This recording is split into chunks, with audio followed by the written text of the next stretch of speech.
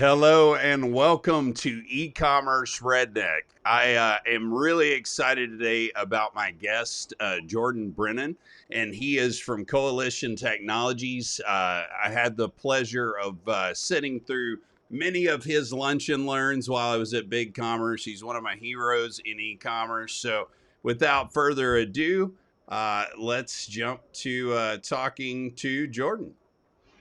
Hey everyone, it's good to speak with you again in this context. And I remember fondly the time together, dabbling in some good Austin, Texas Tex-Mex and uh, exploring the big commerce offices as you guys grew down there. Yeah, So I it was an mean, exciting time.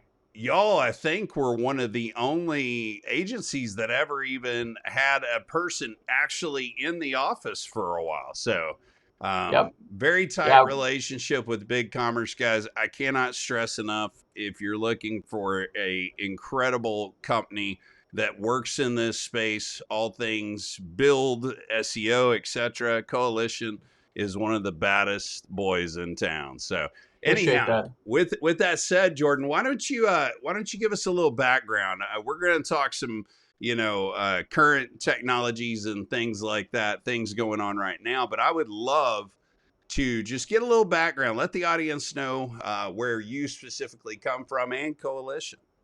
Sure. Yeah. Coalition is a brainchild of my brother and I. It came really out of the need to get into a better living situation in college. We were typical poor college students trying to socialize and study on occasion, and also needed to have work to be able to pay those bills and help defray some of that student debt. So we started doing some e-commerce drop shipping in the early 2000s, building our own stores, using a literal phone book to go through and call manufacturers, distributors, anybody we could, and just find a few people who were interested in selling their product online. I think at that time, most people viewed us as like the Nigerian prince who's offering you the big inheritance. Like, they're like, what are you talking about? You're going to put my products on a website? But that was actually where we started to begin to understand e-commerce development. We began working on a few different platforms.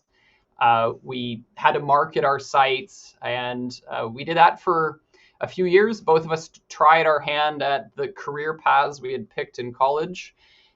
Maybe it was some of that pressure from mom or from grandma that you had to have a real job. Um, and, and e-commerce wasn't quite that. But after a few years, we realized that, hey, that was where we wanted to go. We had that entrepreneur bug.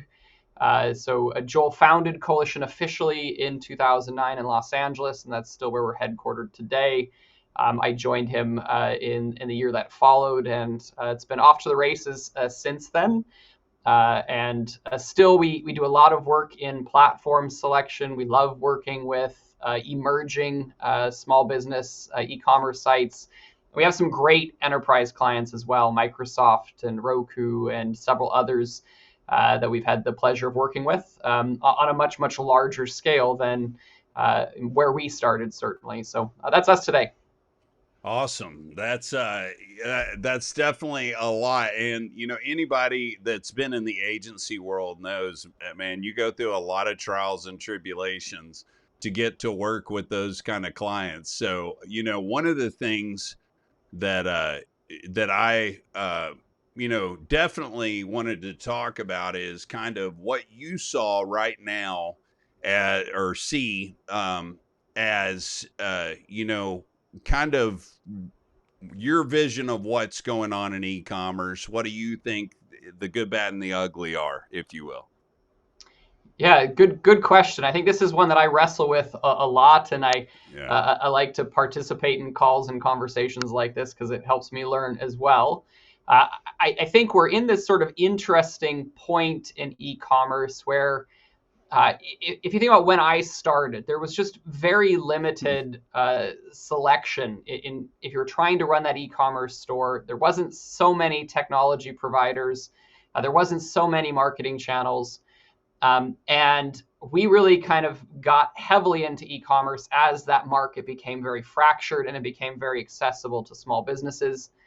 in some ways, the last few years, I think because of some of the VC funds that we saw come in, the post-pandemic hype around e-commerce, we actually sort of saw this consolidation occur. Some of it around Shopify, some of it around particular marketing networks.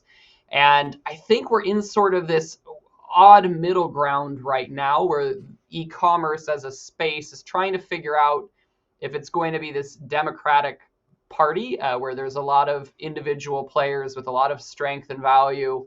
That sort of is really being built up around the headless and composable commerce space. Or are we going to kind of shift back to something more monolithic, even if the label and look is different? Is it all going to be Shopify and Salesforce? And are we only going to be doing marketing through Meta and through TikTok? Is that what our future holds for us? So I think that's sort of there's this unease, I think, in e-commerce right now, partially because of economic pressure and curiosity about what happens in 2024. Right. So we're trying to help our clients navigate that and look for value where value is found for them today. If that's increasing sort of the return on their advertising, that's great.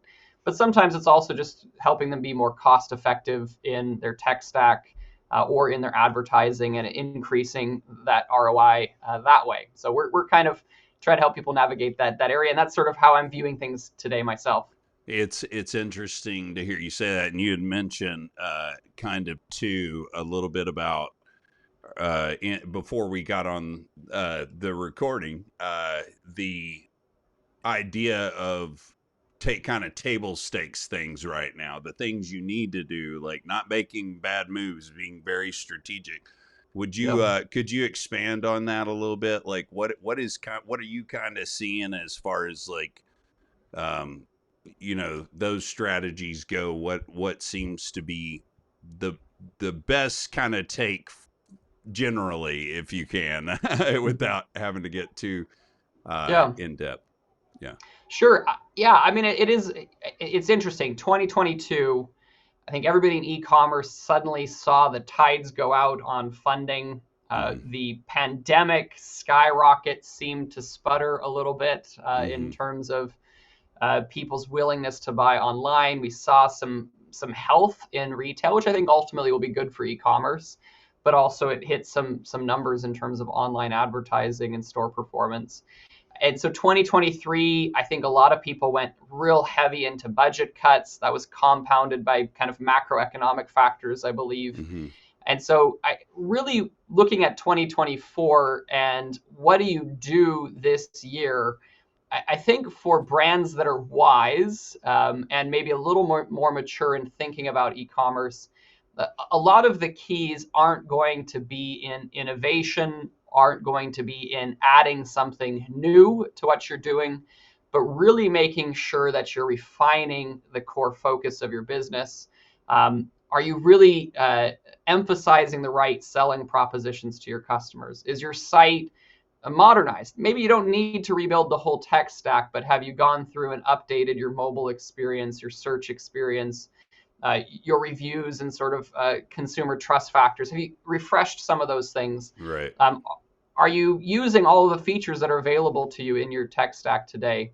On the marketing front, so much of what we're doing in marketing right now is audience focused. So are you really leveraging who your audience is throughout your different advertising channels? Are you doing enough to really understand that audience? Most of those things are pretty accessible to brands. Again, not super new, not super innovative. I'm not here talking about Apple's new VR or mixed reality headset. I'm not saying that's going to be the thing you need to do in February, but there's going to be some agencies out there that push that story. That's just not ours. We're really looking at helping our brands maximize where they're investing already and creating value that way. Yeah, and I think it definitely the market's changed in a lot of ways, especially I would say the entry right into e-commerce. It's never been, I've always told people e-commerce is not something that is some you have some magic formula that's going to work necessarily every single time. There are things that pretty much work every single time. And I'll tell you, man, Jordan, when I coached at Big Commerce, one of the things that used to crack me up, I've said this before though, is everybody would tell me that their store was so niche, our store is so niche, and I feel like, anybody that's wanting to get into e-commerce right now, you really have to have a great strategy, a great plan from the get-go. And I have not seen it bode well for people accidentally getting into e-commerce and to some degree happen before, despite their mistakes, they had some success. Yep. I just don't see people making those missteps doing very well Yep. in the long run. Partially too, like you spoke to before, the funding isn't out there like it used to be. So there's not, you have your budget and nobody else is after that. Yeah. So, Yep. Yeah. It's interesting. There's a lot of different pressures, I think, that are driving that. One is you see sort of the role of social commerce. You see these influencer-led brands pushing into some of that creative, small business, innovator space, really personality-driven things. Again, not necessarily doing anything innovative on the e-commerce side. It's really just that persona. mm-hmm. I think also just the sort of influence of some of the low-budget Chinese shopping mall type sites really gaining traction in the U.S., advertising heavily to U.S. audiences. It's creating some skepticism for people who are accustomed to shopping in specific channels. I just had this experience with my daughter. She's 8. She got some money for Christmas, and she was online shopping with her mom, and ended up on Best Buy, which happened to be using something like turtlecode.edu. something or other domain. Oh, wow. With a $60 massive dollhouse. Of course, it was a scam. It was set up on Shopify. Oh, wow. They're just trying to squeeze somebody for a little bit of money, maybe grab the credit card off the site. Yeah. And so it was I think there's a lot of that happening for people. If you shop on TikTok, you shop on Instagram, a lot of the great advertising is being done by brands with real problems in how they operate. So I think it really is a matter for merchants today. You have to have that distinctive plan and value offer. You have to be put together and mature, or you're going to just sort of fade into the noise that's really, really clamoring for people's attention today. Well, and one thing I always encourage people to do is, before you go trying to find an agency necessarily to build something for you, get out there, put together at least, use a template, get graphics in it, make it look as nice as possible. Maybe pay an agency to come in and do a little bit of work when you're first starting out. But until you're ready to put some real money into it and strategy, I definitely would say you don't want to go too crazy and really put your money into getting your information out there, your website out there. Make sure you have good quality pictures, stuff like that. But I've definitely seen a major shift too, where it's like so many products are just focused on the really mid-market and above, which, is great when you're talking about you're in that. But I definitely think it's a whole different market than it was, 2 or 3 years ago when everybody was jumping in. Heck, I put up a website with a friend of mine, and we sold tons of stuff, medical supplies and stuff, and literally worked a deal and sold 50 million. I think it was 50 million masks to the state of Texas. So, but that's just simply because I knew what I was doing and how to get it out there at the right time, but not everybody does, not everybody has that equipment. And I would say, definitely, they're not ready that way. But if, people that have a serious business strategy, I really see it as a market that's only for those type of folks. If you're just thinking of a get rich quick scheme kind of concept, it's not a real good time for that. Yeah. There's I think part of that is and I think there's some reality checks that are happening. Again, some of that's just because of budgets and funding. But I think some of it's also because, again, we have this little more iffy market. Like, where do you invest? 10 years ago it was pretty easy. You really had to be in on Google Ads. There was no other choice. Right. 5 years ago, you had to be in on Facebook. Really wasn't a lot of other choices other than Google Ads. And so you just sort of in this narrow space, and you sort of had to do what you had to do. It was still growing fast enough where you could cut your teeth pretty quickly and find an opportunity. But today, the floor is high. Consumer trust, I think, is kind of on a little bit of a decline for e-commerce. And I think there really is that need to have a clear point of view, a clear value offer. Right now, one of the things I really hate seeing any new brand or even existing brand do is go heavy on the branding without understanding what really drives your customers to purchase from you, or be loyal to you. If you don't understand those two things, you don't have a brand.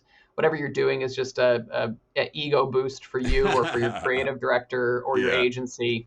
So kill that noise, and really focus in, like, what do people want from me? Why are they buying from me already? Why aren't they buying from me? Let's build the brand around that, address those things. And if you do that well, I think you start to see a progression in front of you for how to grow. Yeah. And, I always tell people, make a business plan. For goodness sake, make a business plan. If you can't answer yourself on why you want to start a business, why would you start that business?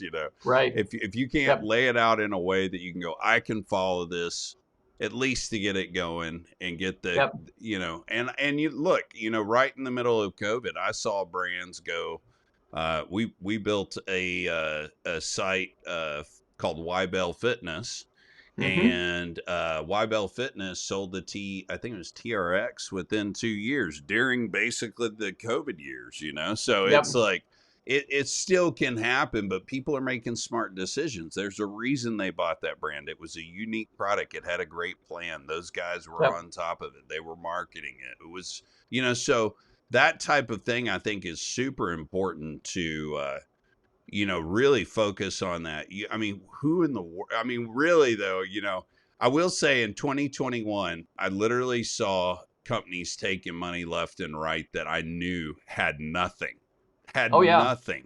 And so part of this stupidity comes back to the investors not actually doing the due diligence to actually make sure that what they were investing in sometimes even existed from, a software perspective, So I've seen, I come from Odessa, Texas, which is an oil field town.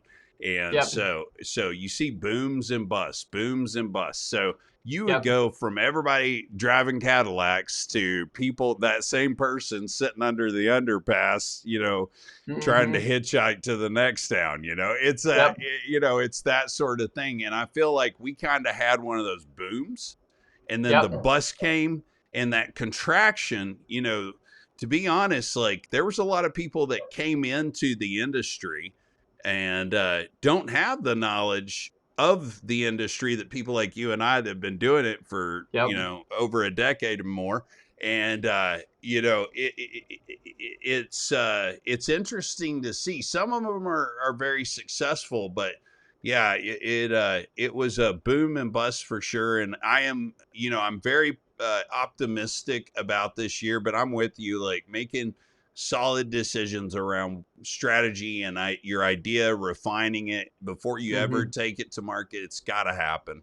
But one of the things that you were always was enamored by was when you did the lunch and learns and talked about SEO. So there's a lot of things going on in SEO. One of them being AI getting involved and stuff like that. So I would love to hear, kind of what you see as the current state of search engine optimization and AI and anything else that in the industry. Sure.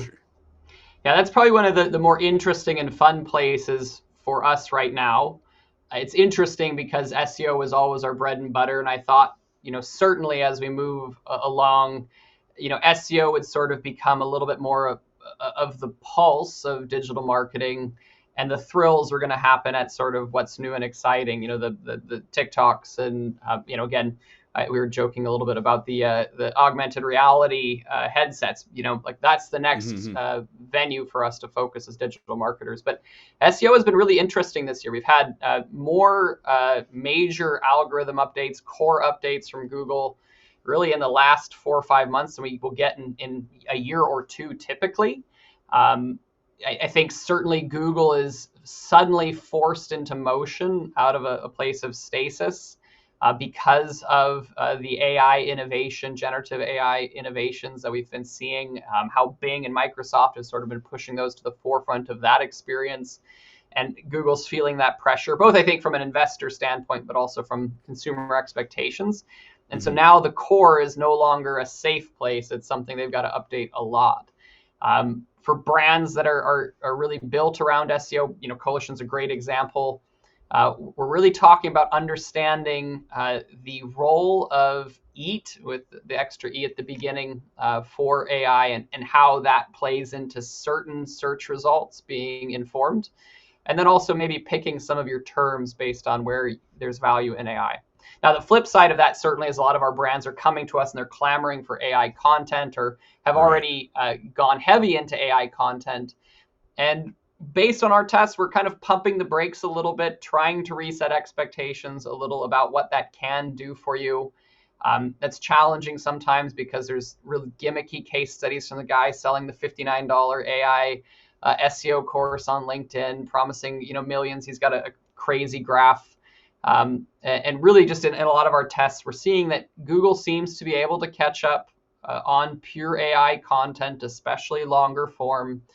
And that can mean that your investment pays off for a minute and then the value drops.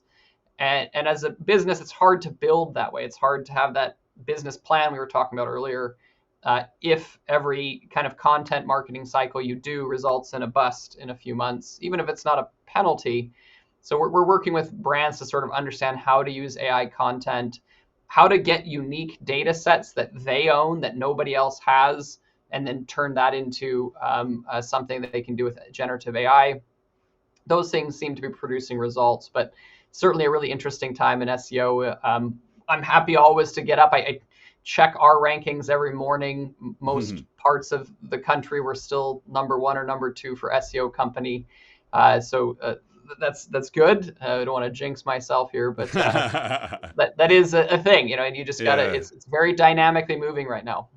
Well, and you know the interesting thing is, just like anything else, I have seen so many people pay for things and not audit them, right? So I think AI is the same way. You've got to audit everything it's doing, no matter what you're using.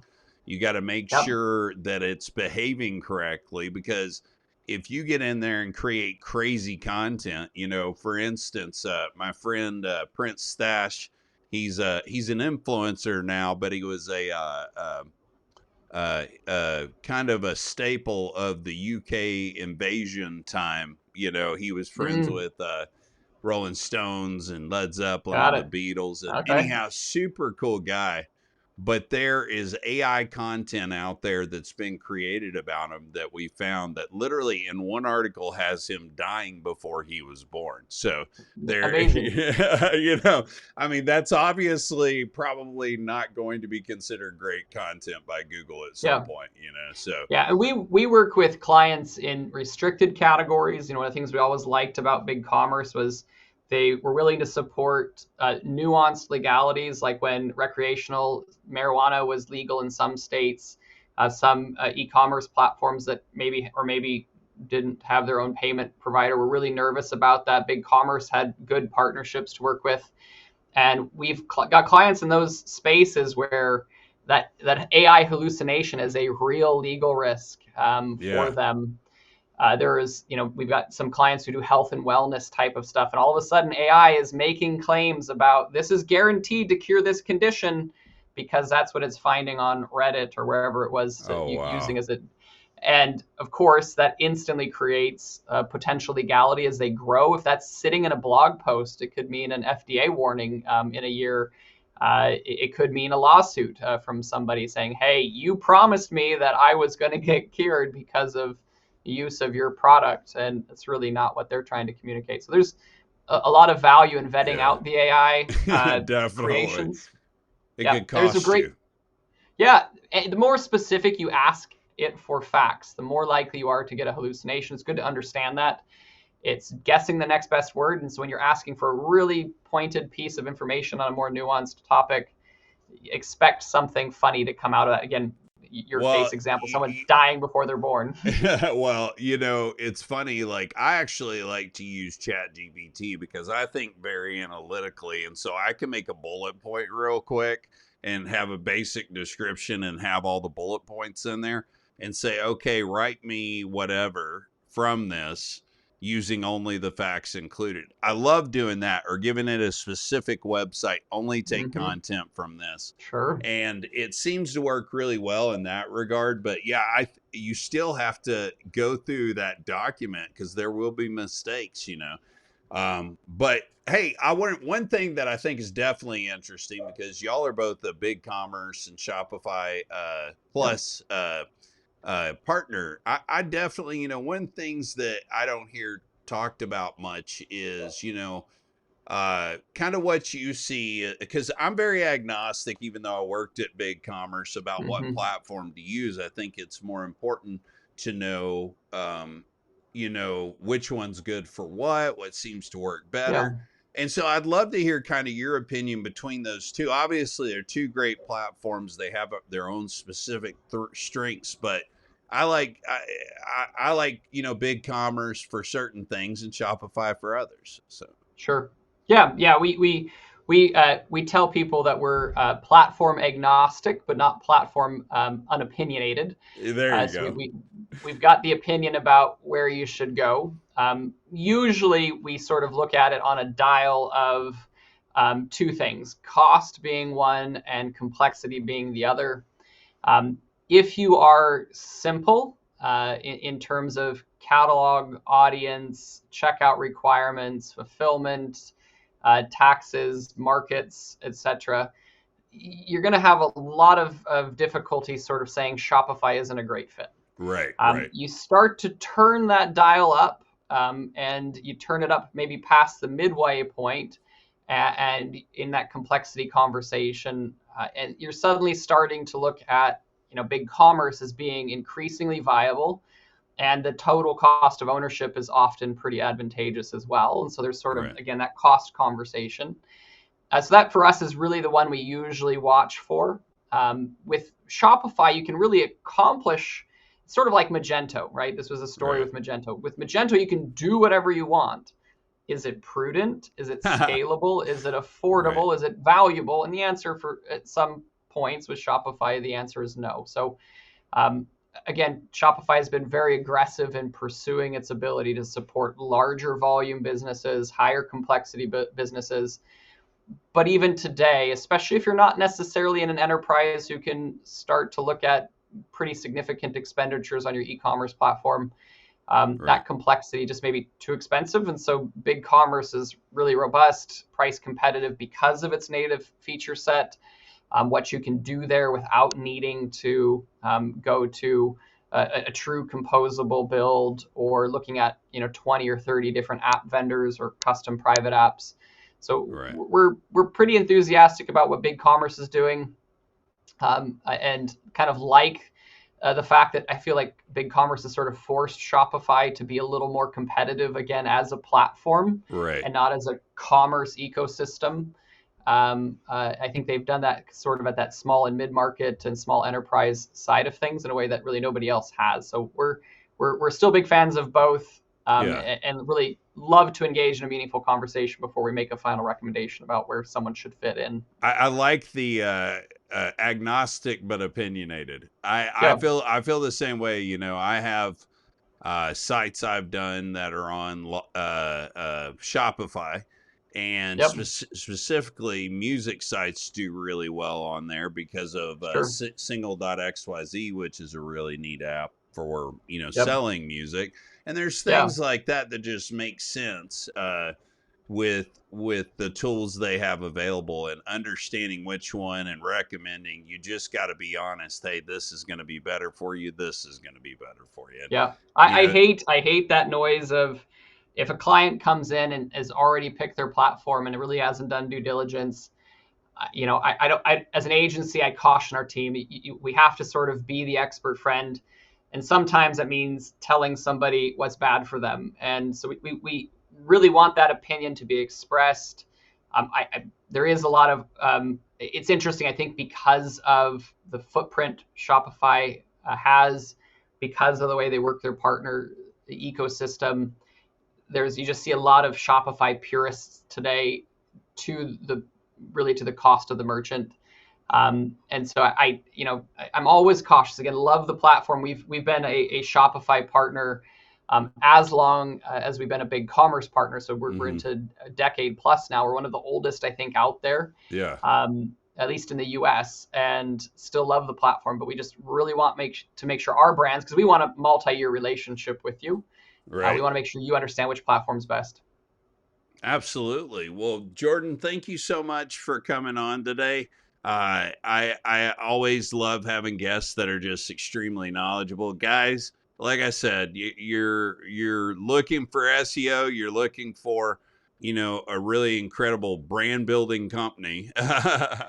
I would definitely say Coalition Technologies is absolutely one of the best. Jordan, thank you for coming on, and I hope to have you on again soon. Awesome, man. It was great to chat with you, and looking forward to seeing this podcast take off. All right. Thanks, man. We'll talk soon. See you. Thank Bye. you for watching the eCommerce Redneck Show. We're so excited to bring this to you, hopefully giving you lots of good information about e-commerce as it relates to you. If you're interested in working with me, simply go to cartconsultant.com and schedule a preliminary call for us to evaluate your needs and see how we can help you. I look forward to doing many more episodes and hopefully being a staple in your LinkedIn and YouTube feed. We'll talk to you soon. Thanks. Sherman County cutie with a little bit of down home. Likes her lime with a splash of so cold, if you know what I'm talking about.